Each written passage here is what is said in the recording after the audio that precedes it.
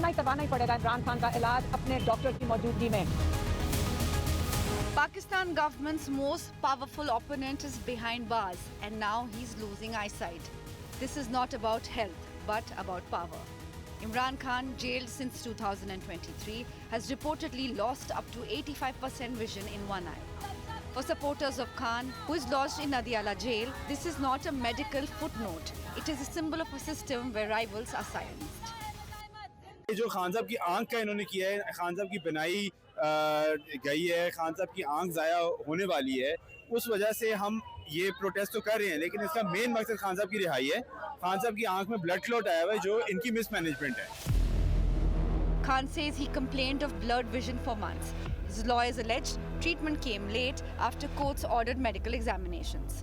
अभी मामला सीरियस है। जो कल की रिपोर्ट, खुद साख्ता रिपोर्ट इन्होंने जो जारी की है, उसमें भी बताया गया है कि इमरान खान साहब की आंख रिकवर कर रही है। तो इसका मतलब यह है कि इमरान खान साहब की आंख खराब की गई थी। खराब क्यों हुई थी, ये सवाल जो है हमेशा रहेगा। पाकिस्तान तहरीक इंसाफ का भी रहेगा, पूरे पाकिस्तानी अवाम का भी रहेगा। अभी इलाज चल रहा है, वो इमरान खान साहब के ज़ाती डॉक्टर्स और उनकी फैमिली मेंबर की गैर मौजूदगी में चल रहा है, जो शक व शुबहात मजीद बढ़ा रहा है। तो मेरे ख्याल में जो नाजायज़ हुकूमत है उनको भी, जो इनको लाए उनको भी। The Pakistan government now claims his eyesight is improving. A medical board says treatment has helped. But Khan's personal doctor says he cannot confirm this because he has not been allowed direct access. The family is not convinced.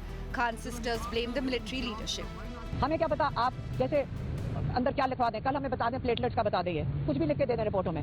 हमारे doctors की मौजूदगी में हम आप पे एतबार नहीं करते। आप झूठे लोग हैं, आप डरपोक हैं, आप गीदड़ हैं और आपका खौफ और बढ़ाएंगे हम। Khan's son are now seeking visas to visit their father, fearing his health is slipping inside prison walls.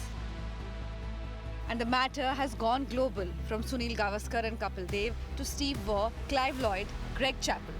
14 former international captains appealed to Pakistan to provide immediate independent medical care, humane detention and family access.